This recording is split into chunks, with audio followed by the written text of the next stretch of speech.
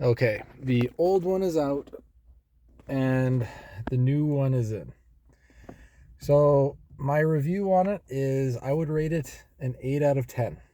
So, okay. First thing, with the car off, with the just an accessory mode,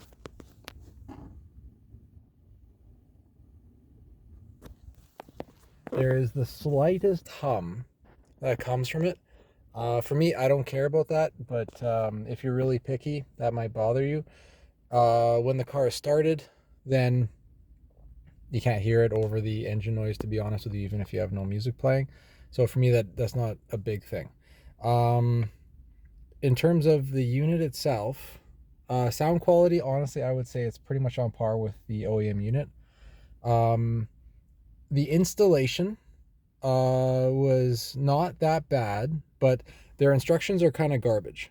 Um, so the first thing is on the back of the original unit. You see that clip in the top left that connects the video to the original screen. And so that one is no longer required since this is just like a one piece unit. They'll give you two different sets of wiring harnesses, and you'll use, I'm guessing if it's North American, you're going to use this, like the one that has both white, and everything will connect except for the radio. The radio will not connect.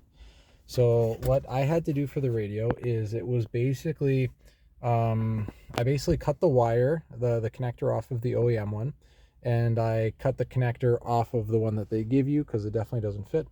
And then I took an X-Acto knife, cut off the sheathing on both of them, and then you're going to notice that there's an external sheathing and then also an internal sheathing. And so I basically connected the wires on the external sheathing together and then the wires on the internal sheathing together. And I'll show you that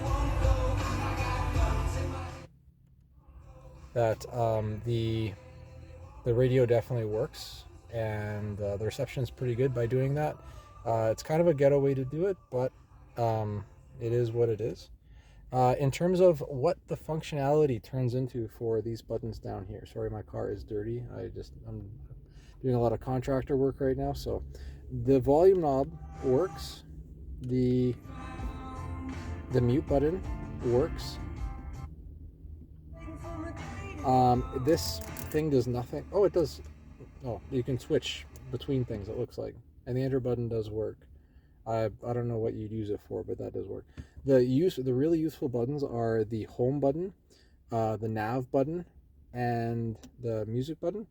Those all still work. The what is it called? I don't think. Oh yeah, I have it on Bluetooth. So this is. I don't know if it's gonna let me play while I am video. Yeah, no, it's not gonna let me play while I'm videotaping. That makes sense. But if I hit the nav button, then it should put me back. There's two versions of the nav. So okay, so on this one, I think it's because yeah, there's like a version of what is it called? Um, since it's just an Android system, like, and they do give you the GPS, like you can put a SIM card on this, and it can have its own maps. If you want to get into the what is it called, onto your phones, you have to press this Z link, and that'll bring up your the one that is the, what is it, Android Auto or whatever. And so one of the really nice things about this home button is I don't know how you get out back home if you didn't have this button. So you basically just press that button to get back out. These things right here are customizable. I'd highly recommend that you put one on there for radio, one on there, I don't know about Bluetooth, another one for Bluetooth music, and another one for connecting to the Android Air. In terms of how well does it work, oops, and so I gotta re-add that, and then hit the X at the top, and it goes away. Um, the Android Air works really well. I would say that, like, okay, so the music doesn't cut out at all. The music plays continuously. I would say that compared to other like OEM units that I've seen, the screen isn't as smooth as those ones are. I'm not too sure why, but it's not bad. Honestly, it's really not bad. In terms of setting it up, the version that they had, that they made a video on how to install everything, it doesn't have this version. So I'll show you how you have to do it here. So this button over here kind of puts you into like all your, what is it called, applications. You scroll over to settings, and then what you have to do is you go into system, you go into factory settings, and this number, they say that is 8888. It is not. It is 1, 2, 3, 4. And then after that, you hit CAN type setting. This sets up the CAN, I can't remember what that thing's called. But you have to do this. And then with Mazda 3, they have like 3 different versions of it. You have to choose the Alexa and then select all. And then once you do that, it'll reset itself. And then your steering wheel controls and everything will work. And then the other thing that you need to do, your backup camera will not work if you don't do this. You have to go under application, reversing application. You have to select reversing only. It'll have the AVM 360 by default. You have to select reversing only. And then you have to go back and you have to hit save. If you don't hit save, it won't do anything. So then once you do that, then most of it will be configured and you'll be good to go. Yes, I want to confirm without saving and then go back.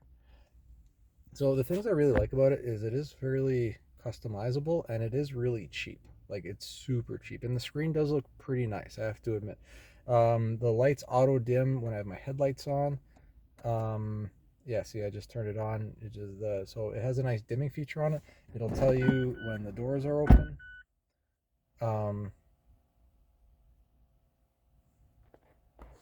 So actually, this is the first time I've heard this. It has, like, once I open the door up, there you can hear the static coming from that speaker. Again, the car is off. If I turn it on, let's see. It goes away. But that's to say, like, it's not perfect. Honestly, it's not perfect. But is it an upgrade? I would for sure say that is an upgrade.